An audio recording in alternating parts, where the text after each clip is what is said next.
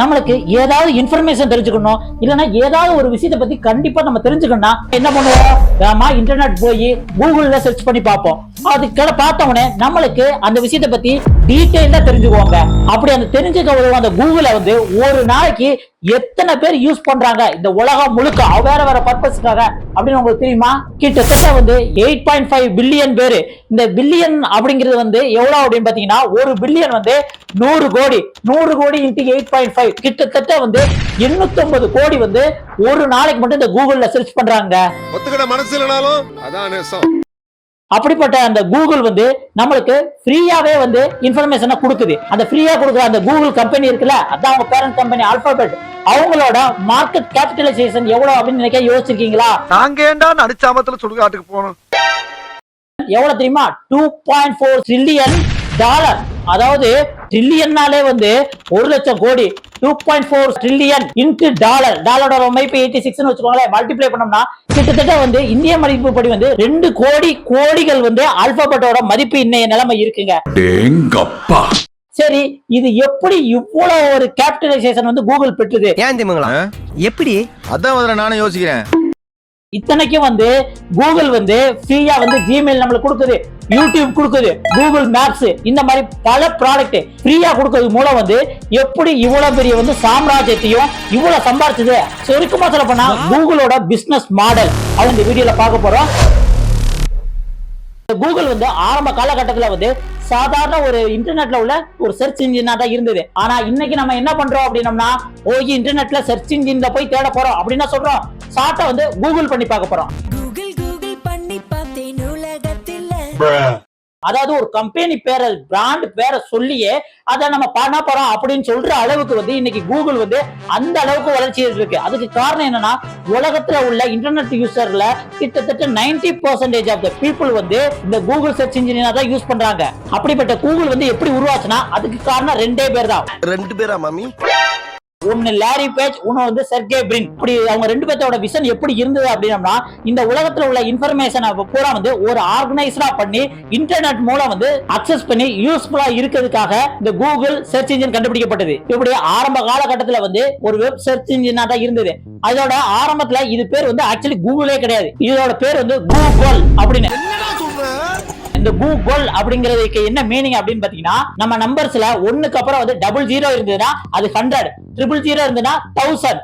அது மாதிரி வந்து 1க்கு அப்புறம் வந்து என் நம்பர் ஆஃப் கிட்டத்தட்ட வந்து 100 0 அந்த மாதிரி இருந்தது அப்படின்னு அது பேர் தான் வந்து கூகுள் அப்படின்னு பேரு. இந்த கூகுள் அப்படி பேர் வைக்கிறதுக்கு ஒரு காரணம் இருக்கு. என்ன அப்படின்னு பாத்தீங்கன்னா, நம்ம சர்ச் இன்ஜின்ல டைப் எடுத்த உடனே என் நம்பர் ஆஃப் இன்ஃபர்மேஷன் வருது. அது மட்டும் இல்லாம கீழே பாத்தீங்கன்னா ஃபர்ஸ்ட் பேஜ், செகண்ட் பேஜ் அப்படின்ட்டு வந்து பேஜ் போய்கிட்டே இருக்கு. அதனாலதான் இந்த கூகுள் அப்படின்னு வச்சாங்க. இது நாளடைவுல வந்து கூகுள் அப்படின்னு பேர் மாறிடுச்சுங்க.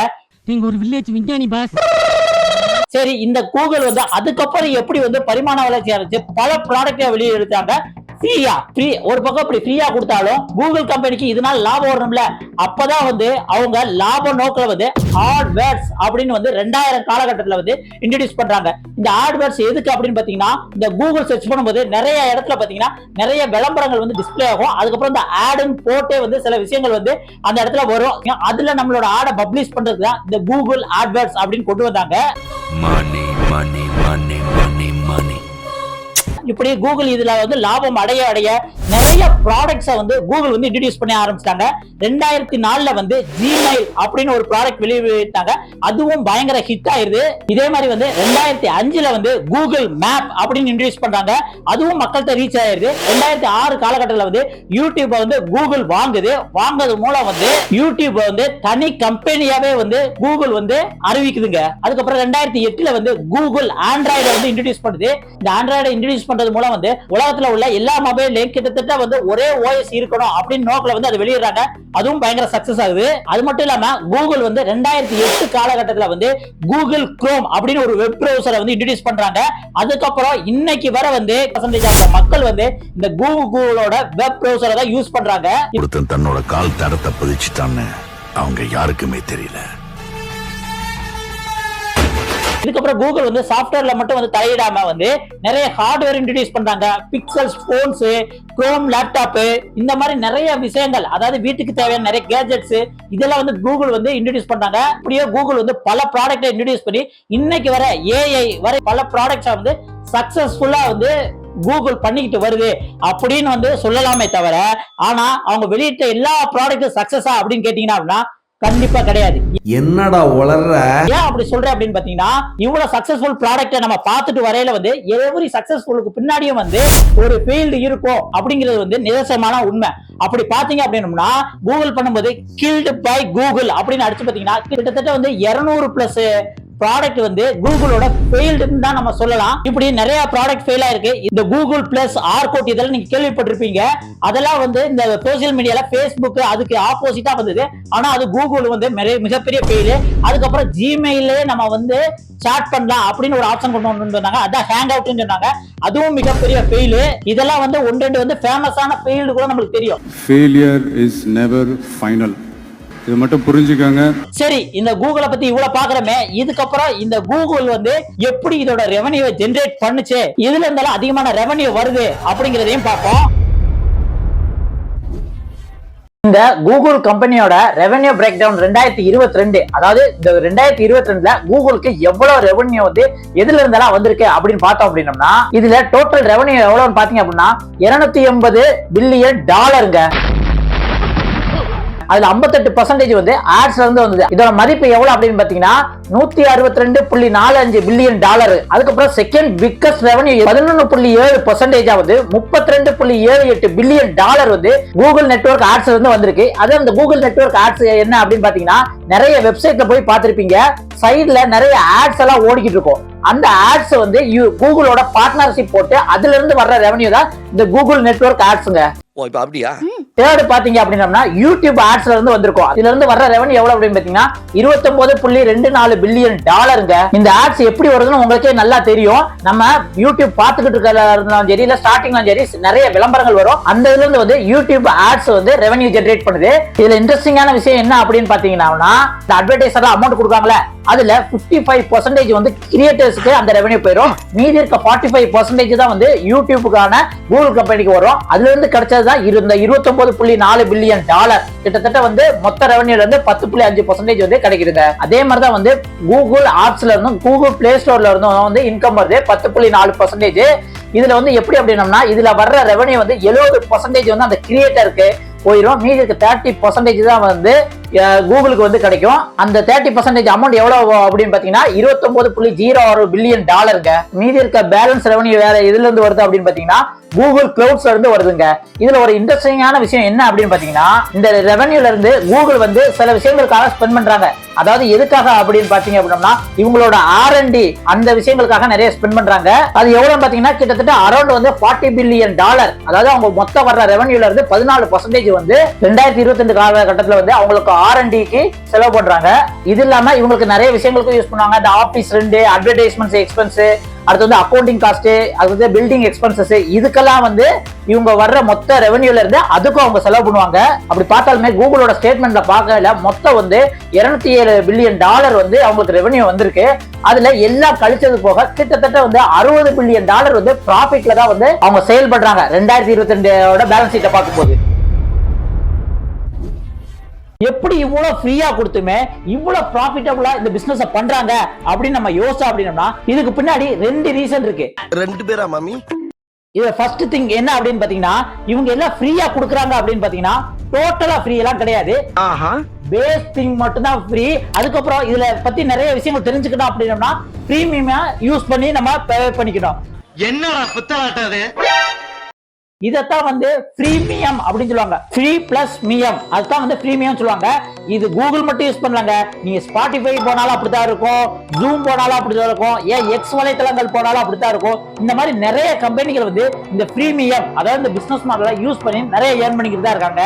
இதுக்கு பேரு லேட்டஸ்ட் டெக்னாலஜி மிஷின். ஜிமெயில என்ன பண்றாங்க அப்படின்னா ஃப்ரீ தான் பேசிக்கா. ஆனா 15 GB மேல வந்து நீங்க ஜிமெயில் வந்து ஸ்டோரேஜ் யூஸ் பண்ணோம் அப்படின்னா கண்டிப்பா அதுக்கு நீங்க பே பண்ற மாதிரி இருக்கும். அதே மாதிரி தான் வந்து யூடியூப் ஜெனரலா நம்மளுக்கு ஃப்ரீ தான். நம்ம அதை ஃப்ரீயா தான் வீடியோவை பாக்குறோம். ஆனா என்ன அப்படின்னு பாத்தீங்கன்னா அதுக்கு இடையில நிறைய ஆட்ஸ் வரும். முக்கியமான கட்டத்துல இந்த ஆடு வரையில நம்மளே செம காண்டாயிருவோம். அந்த மாதிரி வந்து ஆடே வராம நீங்க யூடியூப் யூஸ் பண்ணோம்னா அதுக்கு நீங்க யூடியூபுக்கு பே பண்ணி பிரீமியம் சப்ஸ்கிரைபரா மாறிக்கலாம். அதனால வந்து நீங்க வந்து ஆடே இல்லாம வந்து வீடியோ பார்க்கலாம். ஓ நீ அப்படி வரியா? இப்ப இந்த பிரீமியம் மாடல் தான் இன்டர்நெட்ல நிறைய கம்பெனிக்கு வந்து சக்சஸ்ஃபுல்லா போயிட்டு இருக்குங்க. இதை யூஸ் பண்ணா நமக்கு பெஸ்ட் திங் என்ன அப்படி தெரியுமா? Try before you buy. அதாவது என்ன அப்படின்னா ஒரு ப்ராடக்ட்டை நம்ம யூஸ் பண்ணி பார்த்துக்கலாம். அது நம்மளுக்கு ரொம்ப பிடிச்சு போயிருக்குன்னா நம்ம பே பண்ணி அந்த ப்ராடக்ட்டை நம்ம இன்னும் நல்லாவே யூஸ் பண்ணலாம். எல்லாம் பழகுங்க, பிடிச்சா கட்டிக்கங்க, இல்லைன்னா ஃப்ரெண்ட்ஸாவே இருப்போம்.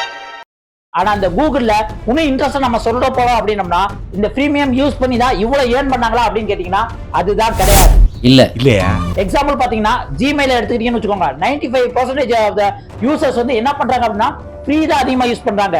அதே மாதிரி வந்து கூகுள் டிரைவும் அப்படித்தான். யூடியூபோ 95% ஆஃப் த பீப்புள் வந்து ஃப்ரீயா தான் யூஸ் பண்ணாங்க. அப்படி ஃப்ரீயா யூஸ் பண்ணியுமே கூகுள் இப்போ வந்து எப்படி இவ்வளவு அமௌண்ட்டை வந்து ஏர்ன் பண்ணுது அப்படின்னு பார்த்தோம் அப்படின்னா அதற்கு தான் நம்ம செகண்ட் ரீசனை பார்க்கணும். என்ன அப்படின்னு பாத்தீங்கன்னா டேட்டா கலெக்ஷன். நம்ம எவ்வளவு வந்து கூகுளோட ஃப்ரீ சர்வீஸை யூஸ் பண்றோமோ அவ்வளவு வந்து நம்மளோட டேட்டாவை வந்து கூகுள் எடுத்துக்குதுங்க. இதன் மூலம் தான் வந்து கூகுள் பயங்கரமா ஏர்ன் பண்ணிக்கிட்டு இருக்காங்க. இப்படிலாம் பண்ணன்னு வச்சுக்கடா நாசமா போயிருவடா, அழிஞ்சு போயிருவீங்க. நம்ம ஏற்கனவே சொன்ன மாதிரி தான் எப்பயுமே ஒரு விஷயம் நமக்கு தெரியல அப்படின்னா வேமா வந்து கூகுள்ல வந்து சர்ச் பண்ணி பார்ப்போம். அதே மாதிரி வந்து ஒரு விஷயம் நம்ம ஏதாவது செய்யணும் அப்படின்னா டக்குன்னு என்ன பண்ணுவோம்? யூடியூப்ல போய் தான் நம்ம அந்த வீடியோ பார்த்து அதை பார்த்து கத்துக்குவோம். அதே மாதிரி வந்து யாருக்காவது ஒரு இம்பார்ட்டன்டான நியூஸ் அனுப்பணும் ப்ரொஃபஷனலா அப்படின்னு பாத்தீங்க அப்படின்னா ஜிமெயில் தான் யூஸ் பண்றோம். ஆனா இந்த மாதிரி செய்யறோம் பாத்தீங்களா? இதுல இருந்து தான் வந்து கூகுள் வந்து நம்ம டேட்டாவை எடுத்து டார்கெட்டட் அட்வர்டைஸ்மெண்ட்க்கு யூஸ் பண்ணிக்கிறாங்க. அதுல இருந்து தான் இவ்வளவு ரெவென்யூ வருது. கிடைக்கிற கேப்ல எல்லாம் ஆப்பு வைக்கிறியே. அது என்ன டார்கெட்டட் அட்வர்டைசிங் அப்படின்னு பாத்தீங்கன்னா என்னைக்கா நீங்க நோட் பண்ணிருப்பீங்களா? யூடியூப்ல போய் வந்து ஹெல்தி ஃபுட் அப்படின்னு நம்ம சர்ச் பண்ணோம், அல்ல தேடி ஒரு வீடியோ பார்த்தோம் அப்படின்னம்னா கொஞ்ச நேரம் கழிச்சு கூகுளோட ப்ராடக்ட்டோ இல்ல ஏதோ ஒரு வெப்சைட்ல போய் பார்த்தோம் அப்படின்னா அது ரிலேட்டடாவே சில அட்வர்டைஸ்மெண்ட் தான் வரும். இதுதான் வந்து இருக்கிறதுல ஹெல்த்தியான ஃபுட், இதுலதான் வந்து நியூட்ரிஷன் இருக்கு, இந்த ஹெல்த்தியான ஃபுட் உங்களுக்கு வேணும்னா இந்த டிஃபன் சென்டர் நீங்க வந்து நாடுங்க அப்படின்னு நிறைய அட்வர்டைஸ்மெண்ட் போட்டிருக்கோம். அதே மாதிரி வந்து நீங்க தமிழ்நாட்டுல இருந்துட்டு மும்பைலயோ டெல்லியிலயோ ஏதாவது ஒரு ஹோட்டல சர்ச் பண்ணீங்கன்னு வச்சுக்கோங்க, கொஞ்ச நேரம் கழிச்சு நீங்க கூகுளோட வேற ஏதாவது ஒரு ப்ராடக்ட்டை யூஸ் பண்ணும்போது அங்க ஒரு பேனர் மாதிரி ஒரு விளம்பரம் ஒண்ணு வரும். என்ன அப்படின்னு பாத்தீங்க அப்படின்னா இங்கதான் இந்த மாதிரி டூரிசம் பிளேஸ் தான் இருக்கு, இவங்க வந்து சிறப்பா கைட் பண்ணுவாங்க உங்களுக்கு அப்படின்னு நிறைய விளம்பரம் பாத்துறீங்களா? இதுவும் ஒரு விதமான டார்கெட்டிங் அட்வர்டைசிங் தான். இப்ப புரிஞ்சிருக்கும்னு நினைக்கிறேன் டார்கெட்டிங் அட்வர்டைசிங்னா என்ன அப்படின்னு. அப்ப புரியல, இப்ப புரியுது. சரி, இந்த டார்கெட்டிங் அட்வர்டைசிங் எப்படி நடக்குது அப்படிங்கறத நம்ம பார்ப்போம். அதாவது நம்ம கூகுள் யூஸ் பண்றோம் அப்படின்னு வச்சுக்கோங்க. ஃபர்ஸ்ட் என்ன பண்ண அப்படின்னா நீங்க யாரு, நீங்க ஒரு ஆணா பெண்ணா, அதுக்கப்புறம் எந்த ஏஜ் குரூப்பை சேர்ந்தவங்க, நீங்க எந்த கண்ட்ரில வாழ்றீங்க, அதுக்கப்புறம் எந்த சிட்டில வாழ்றீங்க, நீங்க எது சம்பந்தமா வந்து சர்ச் பண்றீங்க, நீங்க எதை விரும்புறீங்க, இப்படி எல்லாம் உங்களோட டேட்டாவை கலெக்ட் பண்ணி கூகுள் ஒரு ப்ரொஃபைல் கிரியேட் பண்ணிரும் உங்களை சம்பந்தமா. அதுக்கு டிஃபரெண்ட் டைப் ஆஃப் பாராமீட்டர் வச்சிருப்பாங்க. இதை வந்து அட்வர்டைஸ்மெண்ட் பண்றாங்கல்ல அவங்ககிட்ட போய் கொடுத்துருவாங்க. அவங்க அதை வந்து தனக்கு எது தேவை. இப்ப எக்ஸாம்பிள் பாத்தீங்க அப்படின்னு நீங்க ஒரு சின்ன பிசினஸ் பண்றீங்க, அதாவது ஒரு வாட்ச் கடையோ ஒரு கண்ணாடி கடையோ அதாவது சன்கிளாஸ் கடையோ வச்சிருக்கீங்க. அது வந்து யார் அதிகமா விரும்புவாங்க? கிட்டத்தட்ட வந்து 18 வயசுல இருந்து ஒரு 30 ஏஜ் கேட்டகரியில உள்ளவங்க அதிகமா வாங்குவாங்க. இப்ப கூகுள்கிட்ட போய் அவங்க விளம்பரம் பண்ண போறாங்கன்னு வச்சுக்கோங்களேன்.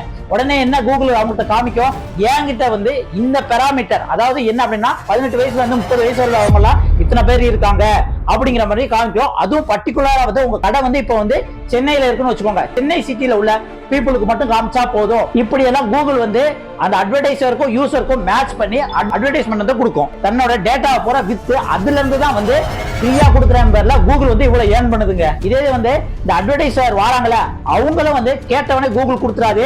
அதுலயும் வந்து ஒரு ரேங்க் செட் பண்ணும். இந்த அட்வர்டைசர் எல்லாம் வரிசையை வச்சு யார் அதிக மணி கொடுக்குறா அப்படிங்கிற மாதிரி பார்த்து அவங்களுக்கு ஃபர்ஸ்ட் வந்து நம்மளோட டேட்டாவை வித்து நம்மள மாதிரி ஆளுகிட்ட இருந்து ஏர்ன் பண்ணிக்கிறாங்க. இப்படி பண்றதுனாலதான் நம்ம சர்ச் பண்ணும்போது அது ரிலேட்டடா நிறைய அட்வர்டைஸ்மெண்ட் கொடுக்குது. வெப்சைட்ஸ் போய் நிறைய இந்த பேனர் பார்க்கலாம். யூடியூப்ல வீடியோ பார்க்கும்போது வந்து ஸ்கிப் வீடியோ, நான் ஸ்கிப்பபிள் வீடியோ இதெல்லாம் வர்றதுக்கு காரணம் வந்து கூகுளோட பிசினஸ் மாடல் தாங்கிற மாதிரி நம்ம சொல்லலாம். கூகுள் வந்து 2000ல தான் இந்த பிசினஸ் ஸ்டார்ட் பண்ணுது. 2020 வரை வந்து நார்மலா வந்து கிராஜுவலா ஏறிக்கிட்டு இருந்தது. ஆனா கோவிட் வந்ததுல 2020-21 காலகட்டத்தில் வந்து கூகுள் வந்து இந்த மாடலை யூஸ் பண்ணி வேற லெவல்ல வந்து சக்சஸ்ஃபுல் ஆரம்பிச்சு நம்ம சொல்லலாம். ஏன் அப்படின்னா அப்ப எல்லாருமே வந்து வீட்டுல இருந்தாங்க, நிறைய இன்டர்நெட் யூஸ் பண்ண ஆரம்பிச்சிட்டாங்க. அதனால வந்து மக்களை வந்து வீட்டுல போய் ரீச் பண்ணணும் அப்படின்ட்டு அட்வர்டைஸ் அட்வர்டைசரும் வந்து அதிகமா வந்து இதுல இன்வெஸ்ட் பண்றதுனால வந்து இந்த ரெவன்யூ வந்து வேற லெவல்ல வந்து ஜம்ப் ஆயிருக்குங்க. ஆனா இது கூகுள் மட்டும் தான் பண்ணுச்சா அப்படின்னு கேட்டீங்கன்னா கண்டிப்பா இல்ல. ஏன்னா அமேசான் மாதிரி கம்பெனிஸும் நிறைய பண்ணுச்சு, பேஸ்புக்கும் நிறைய பண்ணுச்சு. இதுல இருந்து நம்மளுக்கு என்ன தெரியுது அப்படின்னா, இப்படி இந்த ஃப்ரீயா கொடுக்குறேங்கிற பேர்ல நம்மளோட டேட்டாவை கலெக்ட் பண்ணி இவ்வளவு ஏர்ன் பண்ணுது இல்ல, இந்த சிங்கிள் மாடல் மூலம் வந்து இந்த கம்பெனிஸ் எல்லாம் ஆன்லைன்ல பயங்கர டாமினேட் பண்ணிட்டு இருக்காங்க.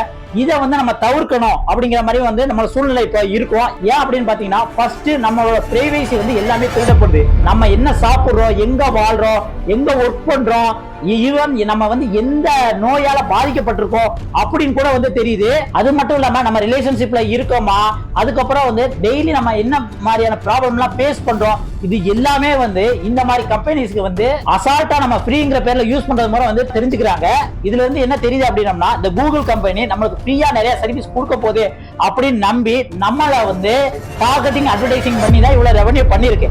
ஆனா இனி ஒரு காலத்துல கூகுள் இப்படி ஏன் பண்ண முடியுமா அப்படின்னு கேட்டீங்கன்னா அது ஒரு கேள்விக்குறிதான். ஏன் அப்படின்னு பாத்தீங்கன்னா, எப்பயுமே கூகுள்ல நம்ம ஒரு விஷயம் தேடணும்னா நம்மளுக்கு என்ன காமிக்கும், நிறைய வெப்சைட்ஸ் காமிக்கும். அதுல போய் வந்து நம்மளுக்கு தேவையான வெப்சைட்ஸ் இதுதான் அப்படின்லாம் நம்ம தேடும் போகும்போது வந்து சம்பந்தமே இல்லாம இன்னொரு கண்டென்ட் வரும். ஆனா இப்ப ஏஐ மூலம் வந்து ChatGPT யூஸ் பண்றது மூலம் நம்மளுக்கு என்ன தேவையோ அப்படிங்கறத வந்து கரெக்டா வந்து ஹெட்டிங் போட்டு டைட்டிலோட சூப்பரா கொடுக்குதுங்க. இது வந்து கூகுளுக்கு பயங்கர டிராபேக்கா தான் இருக்கும், பயங்கர காம்படிட்டிவா தான் இருக்கும். ஆனா இது கூகுளுக்குமே தெரியும். அதனாலதான் வந்து இதை சமாளிக்காக கூகுள் வந்து ஏஐ அப்படின்னு ஒரு ப்ராடக்ட், ஜெமினி அப்படிங்கிற ஒரு ப்ராடக்ட்டையும் வந்து ரிலீஸ் பண்ணி அதுக்கும் காம்படிட் பண்ணிருக்காங்க. இத்தனை வருஷ காலம் வந்து கூகுள் இவ்வளவு ஏர்ன் பண்ணுச்சு அப்படின்னா, இனிமேல் ஒரு 20 வருஷம் காலம் கழிச்சு கூகுள் வந்து இந்த ஏர்னிங் கண்டினியூ ஆகுமா அப்படிங்கிறது வந்து நம்மளுக்கு தெரியல, பொறுத்து தான் பார்க்கணும். ஓகே ஃப்ரெண்ட்ஸ், இதுல இருந்து என்ன தெரிஞ்சுக்கிட்டோம், கூகுளோட பிசினஸ் மாடல் இப்படிதான் இயங்குச்சு, இதுலதான் இவ்வளவு ரெவன்யூ பண்ணிருக்காங்கன்னு உங்களுக்கு நல்லாவே தெரிஞ்சிருக்கும். இந்த வீடியோல ஏதாவது நிறைகுறைகள் இருந்ததுன்னா கமெண்ட்ல சொல்லுங்க. அடுத்த ஒரு சூப்பரான வீடியோல சந்திக்கலாம். இப்போதைக்கு உங்கள்கிட்ட இருந்து விடைபெறுவது உங்கள் வாசன். நன்றி, வணக்கம் மக்களே.